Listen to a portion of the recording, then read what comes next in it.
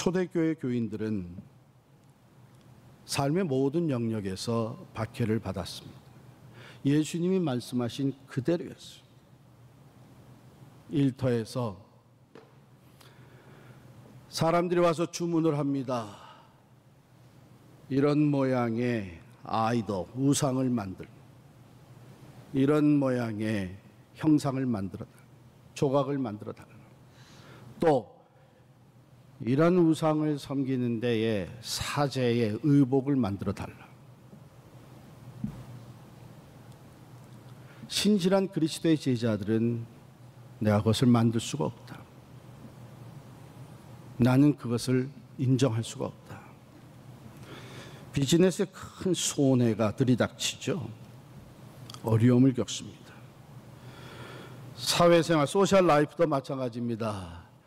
그 당시에 사람들이 모여서 파티를 하거나 잔치를 벌이게 되면 고기가 올라오고 포도주가 올라오는데 우상에게 먼저 드려졌던 것들이 올라옵니다. 참여할 수가 없습니다. 따돌림 받습니다. 왕따 당합니다. 비난을 듣습니다. 그런데 이 가정에서도 문제가 일어납니다. 아무도 믿지 않는 가정에서 먼저 예수님을 믿고 구원받고 예수의 제자된 삶을 살려고 하니까 가정에서 갈등이 일어나고 관계 어려움이 생깁니다. 눈물로 가족들의 구원을 위해서 기도하지만 오히려 가족들 편에서는 배신자와 같이 가문의 먹칠을 한 사람과 같이 쫓겨나기도 합니다. 당시 로마 제국은 크리스찬들을 말할 수 없이 핍박했잖아요. 믿음의 공동체 안에서 흘러나가는 이 말들, 이 얘기들을 비난과 핍박의 실마리로 잡아서 사용을 했습니다. 그 사람들? 그 식인종들이야, 식인종들. 모여가지고 한다는 말이 무슨 살과 피를 먹는데 예수 그리스도의 성찬식을 한 얘기를 듣고 그걸 비난하는. 그래서 가만둬서는 안 되는 사람들. 또 모였다가는 초대교인들이 러브 피스트, 아가페라고 하는 것을 했습니다. 서로 사랑을 나누고 홀리 키스, 서로 거룩한 입맞춤을 하고 그리스도의 사랑을 나눈 이것도 그들 모일 때마다 사랑의 축제라는 것을 하는데 도덕적으로 말할 수 없이 타락한 사람들이야. 이러면서 비난을 하기 시작을 했습니다. 로마시에 큰 불을 질러놓고 이 정신 나간 황제가 그 죄를 전부 크리스찬들에게 뒤집어 쓰였어요. 어떻게 뒤집어 쓰였냐? 이 크리스찬들은 정말 주님의 날, 그들이 믿는 예수가 다시 오는 그날이 곧 올 것인데 그때는 불의 심판이 있을 것이다. 자기들이 주장하는 이 종말의 불의 심판을 증명하기 위해서 이 크리스찬들이 전부 불을 질렀다 해가지고 크리스찬들 다 잡아들이고 핍박을 하고 콜로세움에다 짐승의 먹이가 되게 하고 심지어는 이 기름을 적신 옷으로 싸가지고 불을 질러서 그 크리스찬들을 밤에 토치, 라이트로 사용을 했습니다. 그들에게 급기야 삶과 죽음의 위기가 계속 엄습해 왔는데 로마 제국의 황제가 권세가 하늘을 찌르기 시작하면서 가이사 그 시저를 신격화시켰잖아요. 그래서 황제 숭배를 이제는 펼쳐갔습니다.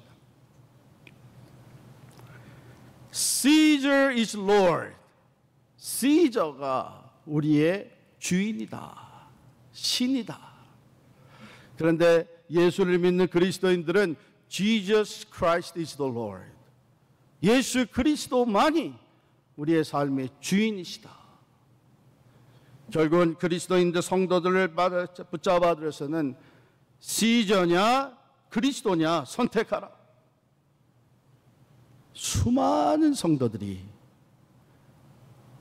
예수 그리스도만이 우리의 Lord, 주인이라고 고백하면서 순교했습니다. 그 중에 대표적인 사람이 초대교회 감독이었던 폴리캅입니다. 로마에 붙잡혀서 화형대 앞에 섰습니다. 마지막 기회가 주어졌습니다. 지금이라도 예수가 롤드가 아니고 시저가 롤드라고 하게 되면 살려주겠다.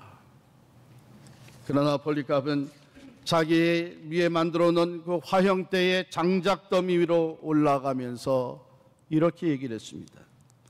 나는 86년 동안 그리스도를 섬겨왔고 그 주님은 나를 한 번도 모른다고 하시지 않았는데 내가 어찌 나의 왕, 나의 주인이신 그리스도를 이제 와서 부인하겠느냐.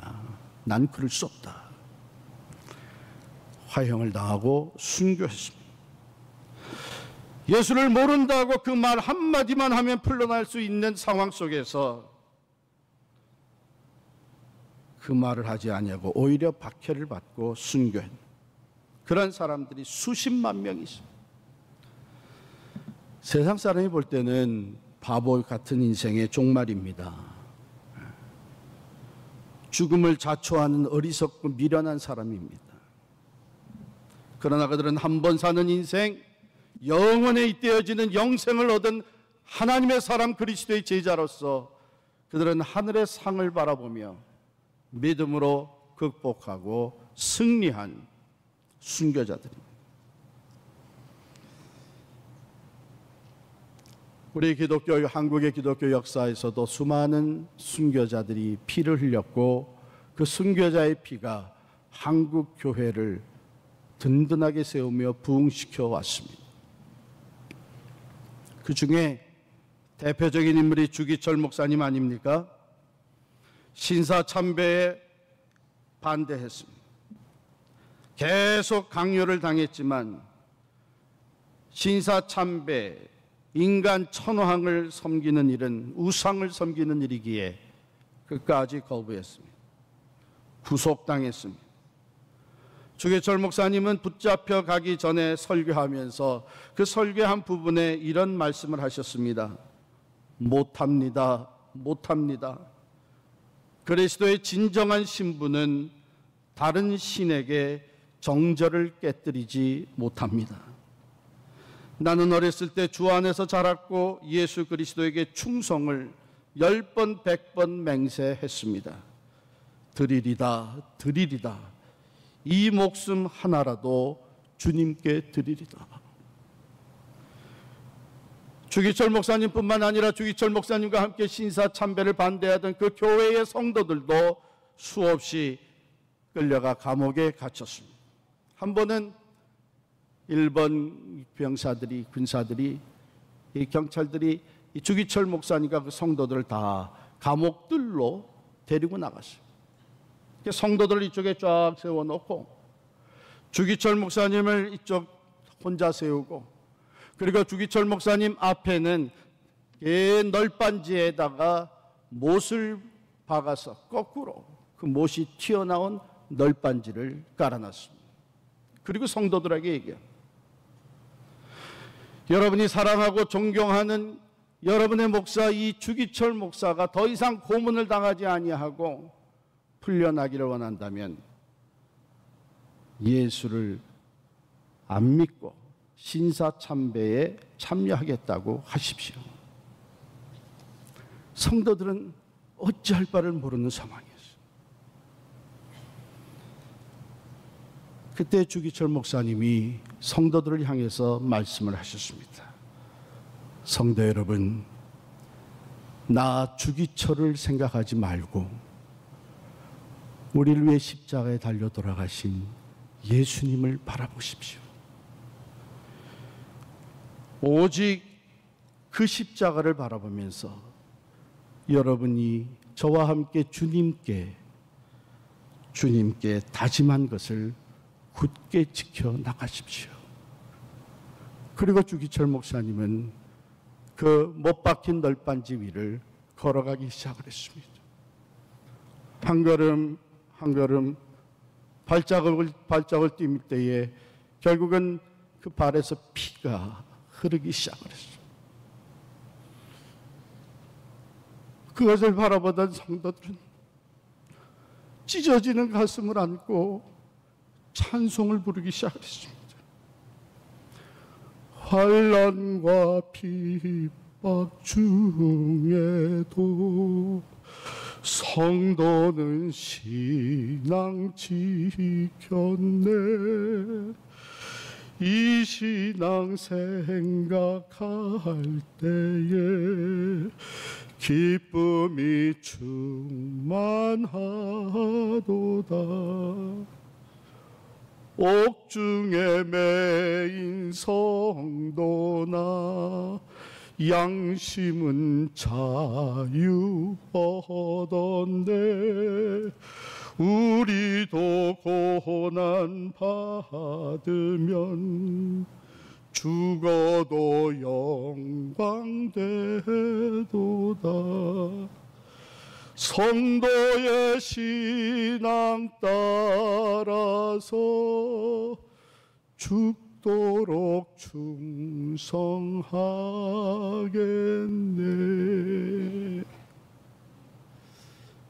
주기철 목사님은 결국은 그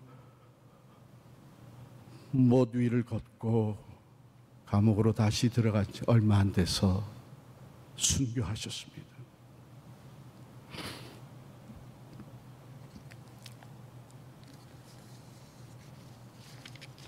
여러분, 순교만이 우리가 당하는 박해는 아닙니다. 더 넓은 의미에서 예수로 말미암아 핍박을 받는 것은 우리의 삶 속에 시간적, 인격적, 경제적 손해와 비난과 오해를 포함하는 것입니다. 주일 예배 중심으로 거룩한 하나님의 날을 지키면서 사업의 손해를 보고 학교 성적이 떨어지고 공명정대한 공직자의 삶을 사느라 경제적으로 어려움을 감수하며 정직하게 세금을 내는 동안에 내가 챙길 수 있는 이익을 포기하며 살아가는 이 모든 것들이 예수 때문에 우리가 만나게 되는 박해들입니다.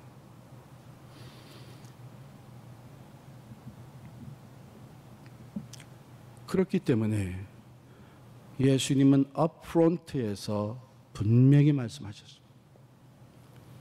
아무든지 나를 따라오려거든 자기를 부인하고 자기 십자가를 지고 나를 따를 것이니라. 지금 여러분과 저의 삶에 예수님 때문에 당하는 박해가 있습니까? 예수님 때문에 내가 감수하는 손해가 있습니까? 그리스도의 충성된 제자로 살기 위해 발버둥 치는 가운데 내가 당하고 있는 비난과 모욕이 있습니까? 제대로 신앙생활하고 있는 것입니다. 만약에 그런 것이 없다면 우리는 과연 내가 그리스도인답게 살고 있는지 우리 자신의 신앙을 돌아봐야 합니다. 그런데 주님이 말씀하신 이 박해는 박해로만 끝나질 않습니다. 의를 위하여 박해를 받는 자는 복이 있나니 천국이 그들의 것이며, 이 천국이 그들의 것이며, 앞으로 우리가 그 천국을 소유하고 천국에 들어가서 살 뿐만 아니라 고난과 박해가 있는 세상에서 그 천국을 앞당겨서 살아가는 축복이 우리에게 주어진다고 하는 것입니다.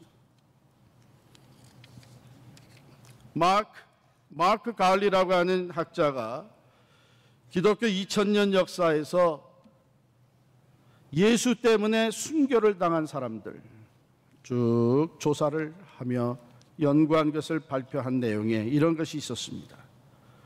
순교자들의 발자취를 따라가다 보면 한 가지 공통점이 있는데 그것은 하나님의 임재였다.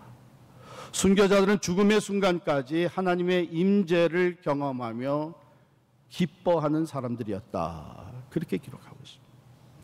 여러분, 스데반 집사가 대표적인 인물 아닙니까?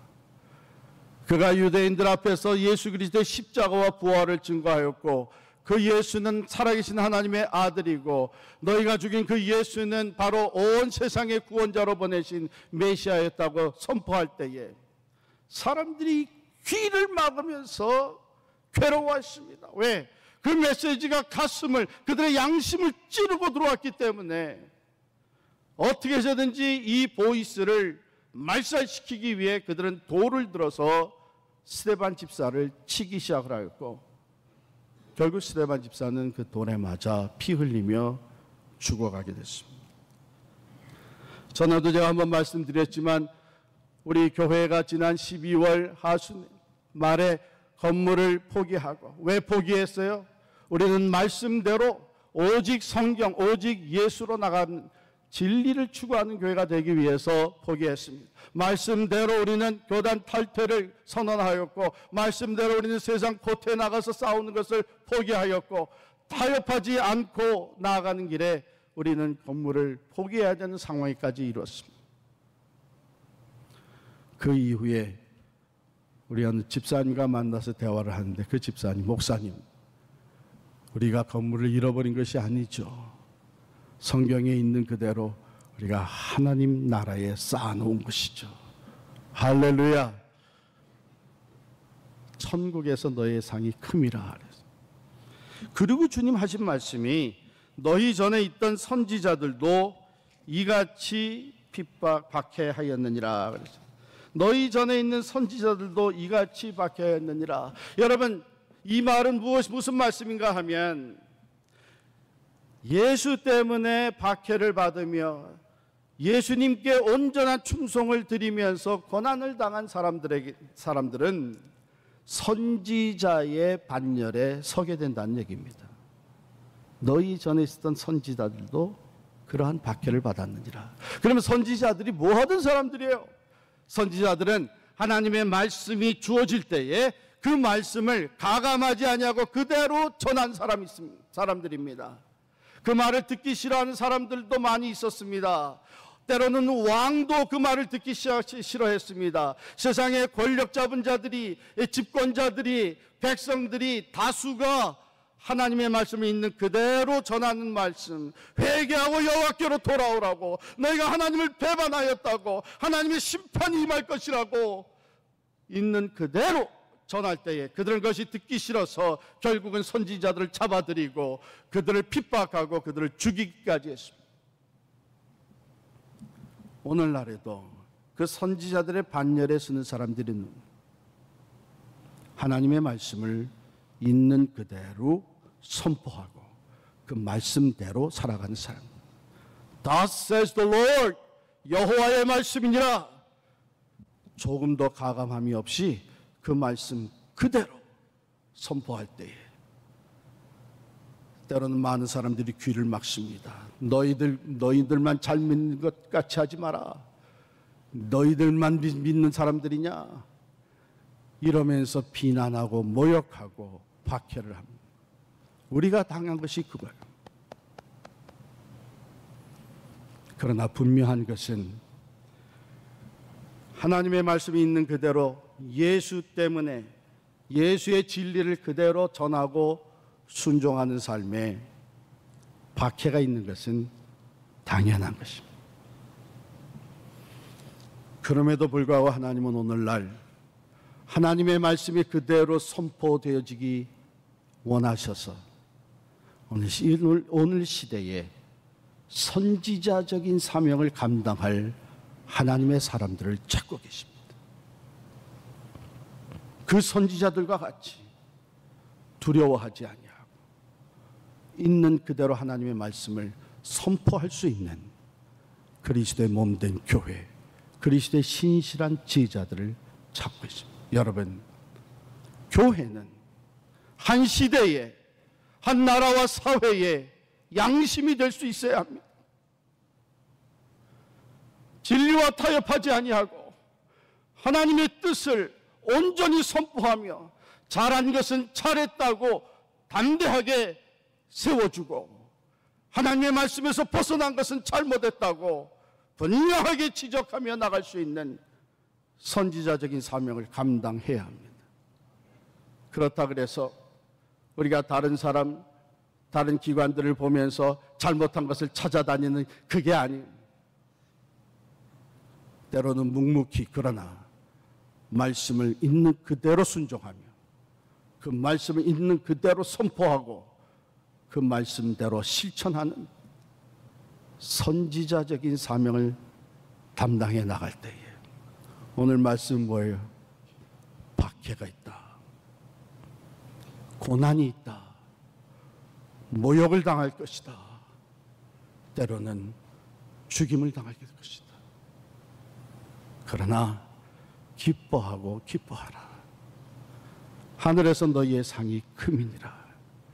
너희가 이 시대의 선지자적인 사명을 감당하였기에 그 반열에 서서 영원한 상급과 영광을 받게 될 것이라고 주님은 약속해 주셨습니다.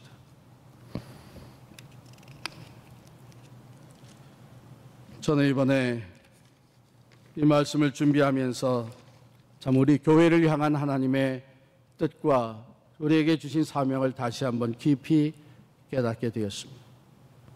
우리 힘이 아니었습니다.